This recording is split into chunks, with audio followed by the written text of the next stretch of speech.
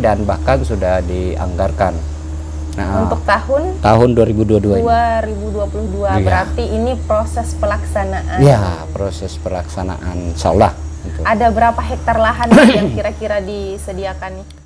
Dan di sini kami nggak jauh dari jalan umum ya, sekitar 3,5 km saja untuk akses menuju ke wilayah Tran, dekat. Ya.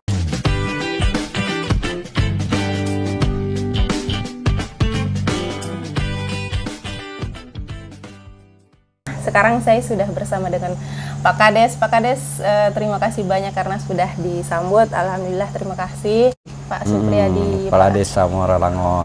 Seperti yang saya dengar informasi nih Pak, tujuan saya ke sini tuh pengen bincang-bincang sedikit dengan Pak Kades. Siap. Karena saya mendapatkan bocoran dari Dinas Transmigrasi dan Tenaga Kerja Kabupaten Pasir bahwa di Desa Muara Langon, Kecamatan Muara Komam ini ada rencana pembukaan transmigrasi. Iya, betul Pak ya?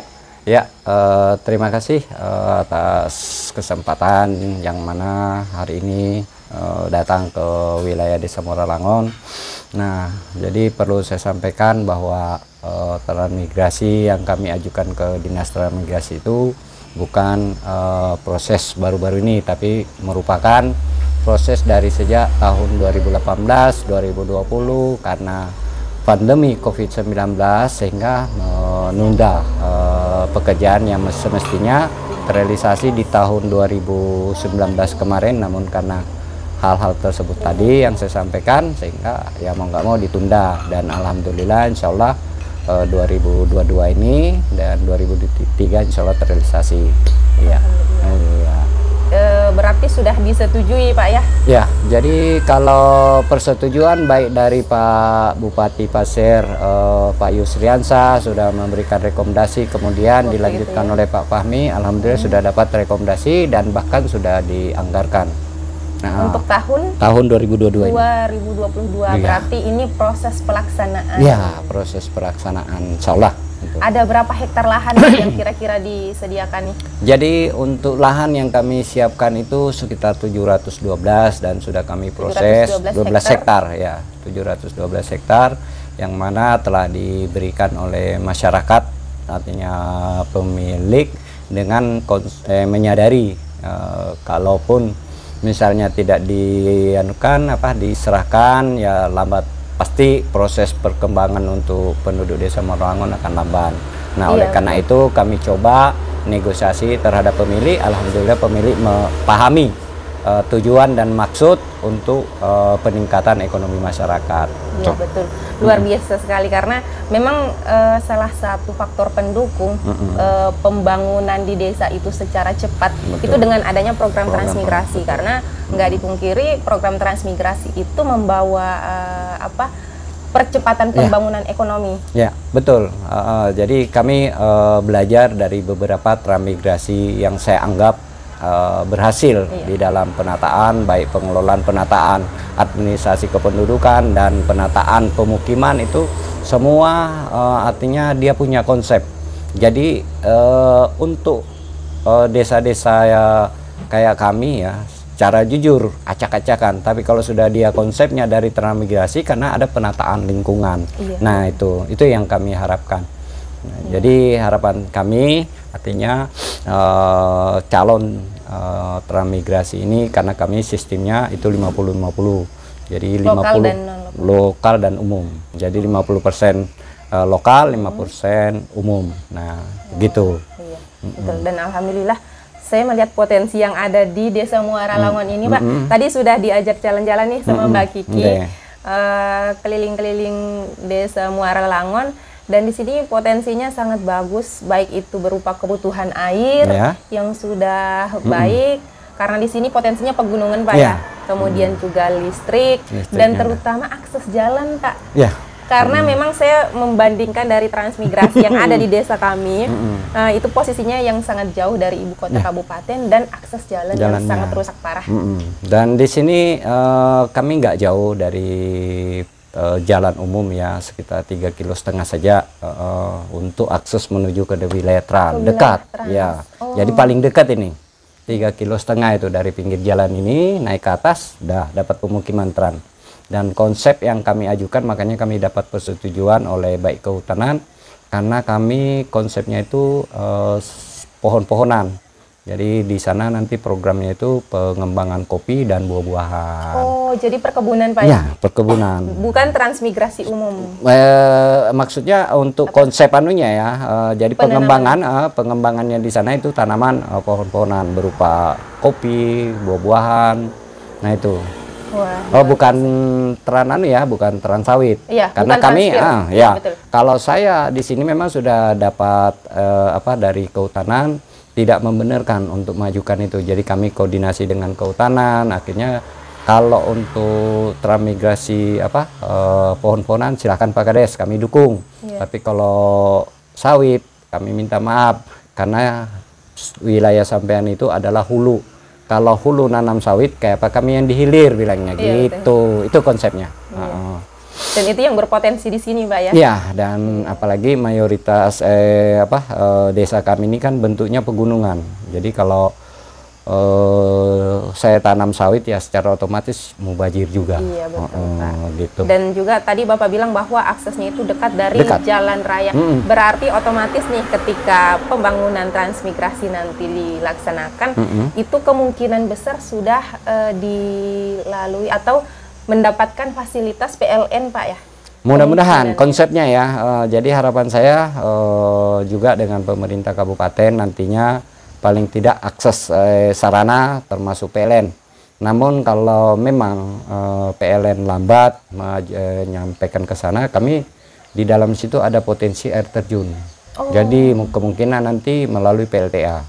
Jadi ada sumber potensi alam yang bisa dimanfaatkan untuk mendapatkan tenaga listrik.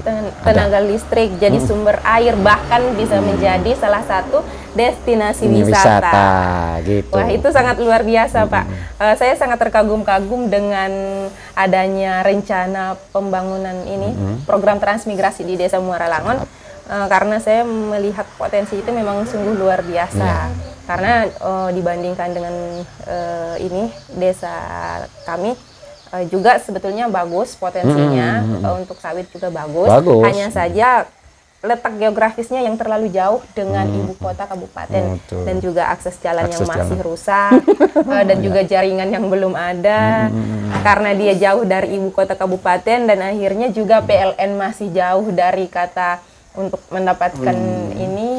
Jadi ya belajar dari pengalaman ya. Kami juga awal menjadi kepala desa 2017, ya jujur kami juga gelap gulita di sini, terutama karena ada 6 RT kemarin tahun 2017 itu hanya menggunakan genset untuk penerangan lampu, dan itu pun juga dari jam 6 sampai jam 12. Nah, terinspirasi dengan hal itu karena saya perhitungkan dengan menggunakan genset tadi itu biayanya lebih besar daripada PLN. Lalu kami koordinasi dengan pihak kecamatan, dan alhamdulillah Pak Camat waktu itu 2018 itu membantu mendorong menjadikan visi misi beliau jadi camat di sini, yaitu Abdul Rashid, bahwa Muara Komam wajib PLN 1 kali 24 jam secara keseluruhan. Gitu loh. Jadi seiring visi misi Pak Camat, saya alhamdulillah kami melakukan terobosan-terobosan dan lobby-lobby ke pihak PLN juga betul-betul secara instan. Itu enggak serta-merta ya minta maaf, artinya dengan desa lain, karena memang dibutuhkan dorongan di situ. Gitu. Jadi Pak, ini transmigrasi ini sampai sejauh ini perkembangannya sampai mana, Pak? Ya, ini masih dalam proses. Kalau untuk calon lahan sudah selesai semuanya. Nah, ini kami lagi proses pengajuan daerah mana nanti yang berminat, karena sistemnya kan namanya otonomi daerah. Jadi kami membutuhkan tran umum 100 kepala keluarga nih. Nah, daerah mana nanti yang mau menempatkan warganya, karena itu biaya pemberangkatan itu dibiayai oleh masing-masing APBD kabupaten tersebut. Kalau untuk akses jalan, Pak? Kalau akses jalan, kalau untuk akses jalan, insya Allah dalam bulan ini sudah. Tuh lagi ngelakukan tahapan negosiasi nih. Iya. Insya Allah. Dan insya Allah jalan antarannya di samping rumah nanti.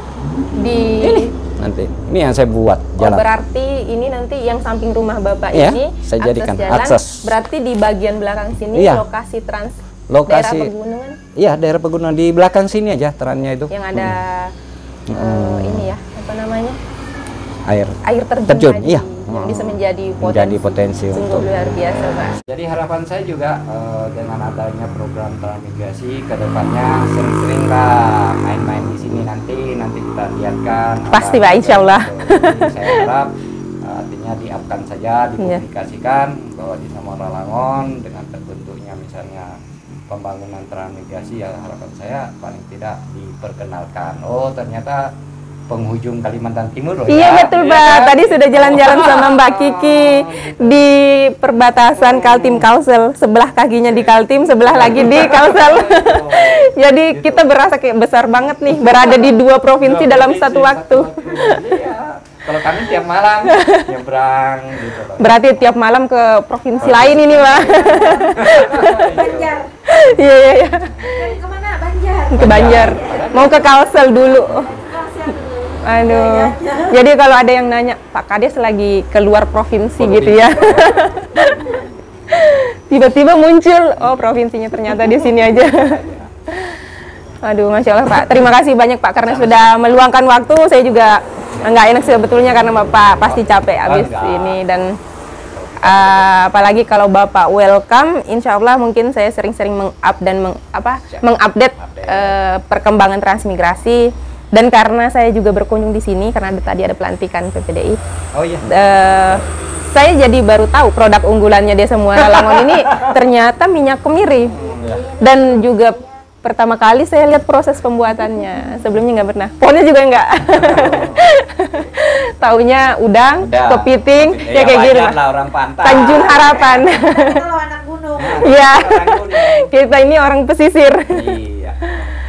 Oke, terima kasih banyak Pak atas waktunya dan semoga Bapak selalu sehat dan tambah sukses juga bersama dengan Ibu Kades Mbak Kiki. Terima kasih banyak. Pamit undur diri. Assalamualaikum warahmatullahi wabarakatuh. Jangan lupa subscribe.